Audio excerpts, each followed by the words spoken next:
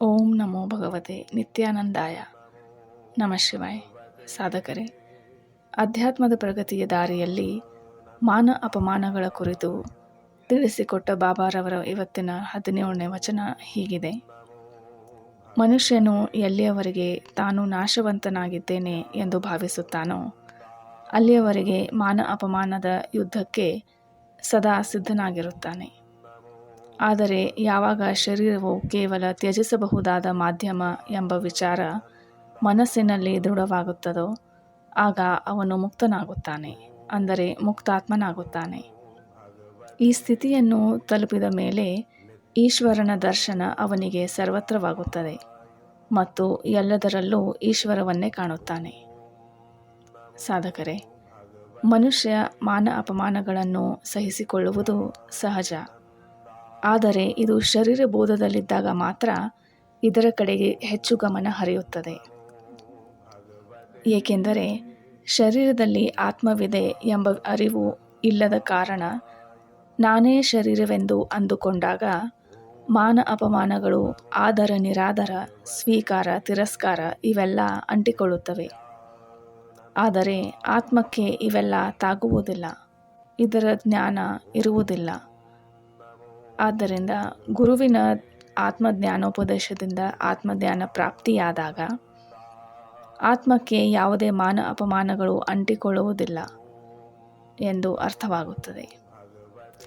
ಹೇಗೆ ಸೂರ್ಯನ ಬೆಳಕಿಗೆ ಮಾನ ಅಪಮಾನ, ಕತ್ತಲು ಇವೆಲ್ಲ ಸ್ಪರ್ಶವಾಗುವುದಿಲ್ಲ, ಹಾಗೆಯೇ ಶುದ್ಧಾತ್ಮಕ್ಕೆ ಈ ಎಲ್ಲವೂ ಹತ್ತಿರ ಬರುವುದಿಲ್ಲ.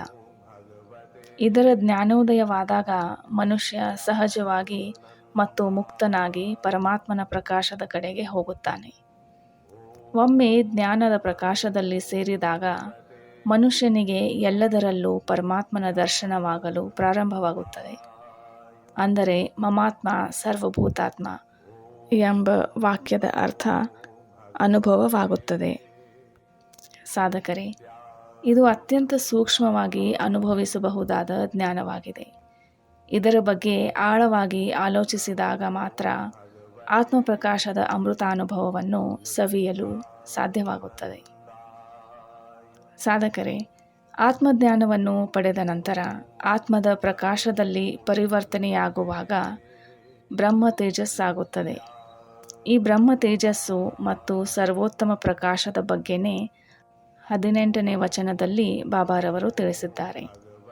ಅವರು ಹೇಳ್ತಾರೆ, ಬ್ರಹ್ಮ ತೇಜಸ್ಸು ಮತ್ತು ಸರ್ವೋತ್ತಮ ಪ್ರಕಾಶ ಕೂಡಿದಾಗ ಅದು ಕೋಟಿ ಸೂರ್ಯಗಳಿಗಿಂತಲೂ ಹೆಚ್ಚು ತೇಜಸ್ವಿಯಾಗಿರುತ್ತದೆ.